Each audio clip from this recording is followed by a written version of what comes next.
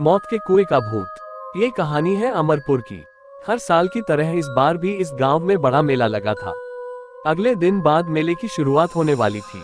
हर बार की तरह नए नए झूले, खिलौने, मिठाई वाला, चाट, गोलगप्पे वाले भी अपनी दुकान सजाए बैठे थे, लेकिन इस बार भी गांव के लोगों का ध्यान मौत के कुएं वाले खेल पर लगा हुआ था। इस खेल के प्रचार वालों ने भी कोई कमी नहीं छोड़ी थी।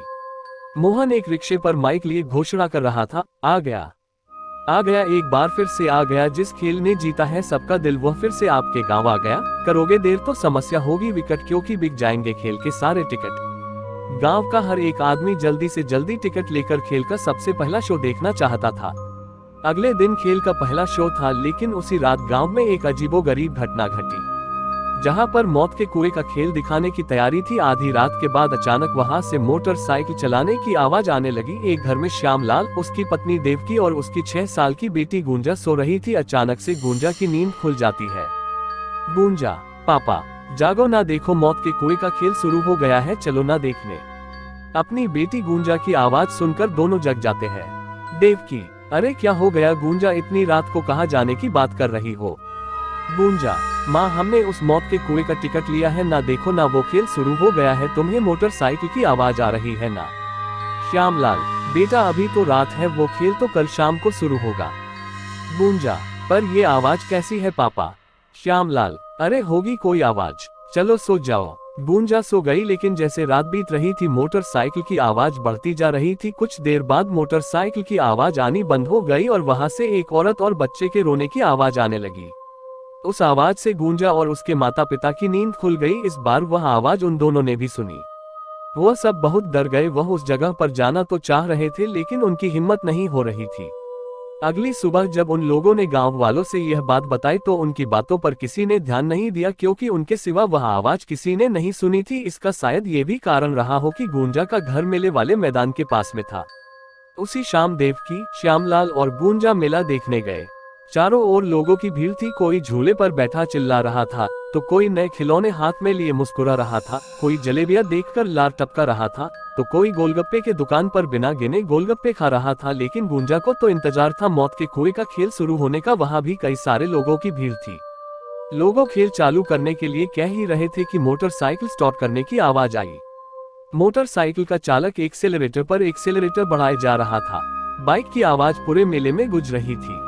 दर्शक बाइक की आवाज से रोमांचित हो रहे थे। कई लोग तो सीटियां भी बजाने लगे थे। लेकिन इस बीच लोगों ने देखा कि मौत के कुएं में एक छोटी सी बच्ची बैठी रो रही है। लोगों ने आवाज लगाई कि ये किसकी बच्ची है।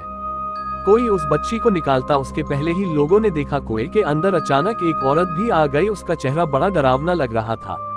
वह बच्ची उसके गोद में जाकर बैठ गई। लोगों ने देखा कि जब वो रहे हैं तो उनके आंखों से आंसू नहीं बल्कि खून निकल रहे हैं। कुछ ही देर में वो दोनों उड़ते हुए बाहर आ गए। जिसने भी ये देखा वह बस एक ही आवाज में चिल्लाया, भूत भूत। सभी लोग बाहर निकल आए। मौत के कुएं के मालिक तक ये बात उसके कर्मचारियों द्वारा पहुंची। उसे बहुत गुस्सा आया और बोला, ये क्या बकवास है और तुम लोगों ने ये क्या भूत भूत लगा रखा है? पूरे मेले में चहल पहल है और यहाँ भूत की रट लगा रखी है। लगता है तुम लोगों का काम करने का मन नहीं है, बस मुफ्त की पैसे चाहिए तुम्हें। चलो अगले शो की तैयारी करो। लेकिन अगला शो भी बिल्कुल खाली रहा, क्योंकि ये अफवाह फैल गई थी कि मौत के कुएं में भूत है। अब तो मालिक का गुस्सा 7वें आसमान पर पहुंच गया और सारा गुस्सा अपने स्टाफ पर उतार दिया। उसी रात जब मालिक गहरी नींद में था, तभी उसे तेज तेज बाइक चलाने की आवाज आई। उस आवाज से उसकी नींद खुल गई। वो गुस्से में बड़बड़ाता हुआ गया। वहां पहुंचते ही वह जो देखा उसे अपने आंखों पर विश्वास नहीं हुआ। उसने देखा कि मौत के कुएं में एक आदमी लगातार बाइक चलाई जा रहा है। वह आदमी अपना सिर नीचे कर रखा है। मालिक ने उसे बुलाया, लेकिन मोटरसाइकिल के चालक ने कोई जवाब नहीं दिया। दूसरी ओर ये आवाज आसपास के पूरे गांव वालों को सुनाई दे रही थी। सभी को आश्चर्य हो रहा था कि आखिर इतनी रात को ये आवाज कैसी है। सभी को डर भी लग रहा था। फिर भी कुछ लोगों ने हिम्मत की और गांव के सरपंच जी के साथ में मेले में पहुंचे। गुंजा भी श्यामलाल के साथ वहां पहुंची। वहां उन लोगों ने भी वही दृश्य देखा जो मौत के कुएं का मालिक देख रहा था। वह आदमी अब भी लगातार बाइक चलाए जा रहा था। तभी फिर से वही औरत और बच्ची अचानक से वहां आ गई। सभी गांव वाले उस औरत और बच्ची को गौर से देख रहे थे। तभी जो आदमी बाइक चला रहा था उसके सिर से खून बहने लगा। उसके खून से मौत के कुएं की पूरी दीवार लाल हो गई। कुछ देर बाद वो औरत और बच्ची उसी तरह रोने लगे। अब तो सारे गांव वालों की हालत खराब हो गई।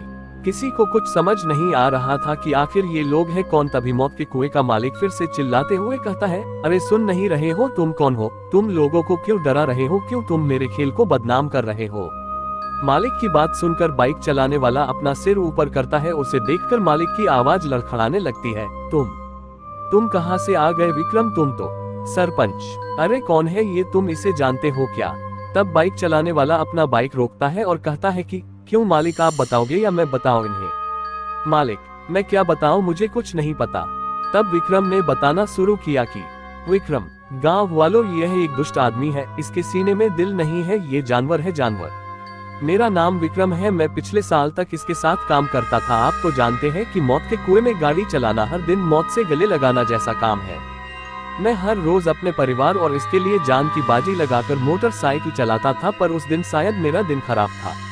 किसी दूसरे गांव में मेला लगा था, मैं अपना खेल दिखा रहा था कि अचानक मोटरसाइकिल का एक्सीडेंट हो गया और मेरा सिर कुएं के दीवार से जा टकराया। लगातार खून बहता रहा और मैं बेहोश हो गया और फिर मेरी मौत हो गई। विक्रम के मौत के बाद उसकी पत्नी और उसकी छोटी सी बेटी के सामने जीवन चलना बहुत कठिन हो गया। वो एक दिन मालिक के पास गए और कुछ पैसे मांगे, पर उसने कोई मदद नहीं की और वहां से भगा दिया। वे दोनों परेशान होकर बाहर चले आए। विक्रम की पत्नी ने किसी और जगह काम करने की कोशिश की, लेकिन कहीं काम नहीं मिला। भूखे प्यासे सड़क पर भटकते कई दिन बीत गए और फिर भूख से उन दोनों की भी मौत हो गई। विक्रम, गांव वालों, आप लोग ही बताइए, मेरा और मेरे परिवार का क्या दोष था जिसकी हमें सजा मिली?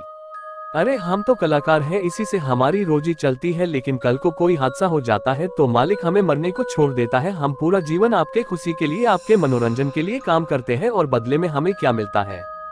विक्रम की बात सुनकर गांव वालों ने उस मालिक को मारने के लिए घेर लिया। मालिक, अरे मुझे छोड़ दो, मुझसे गलती हो गई। सरपंच, हम तुम्हें एक ही शर्त पर छोड़ेंगे कि तुम अपने यहाँ काम करने वालों की गारंटी लोगे कि उन्हें कुछ हो गया तो उस परिवार को बेसहारा नहीं छोड़ोगे। अरे आजकल तो बीमा होता है, क्यों नहीं सबका बीमा करवा देते? सरपंच की बात मालिक मान गया, उसने सभी काम करने वालों का बीमा करवाया। विक्रम जीते जी अपने और अपने परिवार के लिए कुछ नहीं कर पाया, लेकिन मरने के बाद अपने साथियों का भविष्य सुरक्षित कर दिया।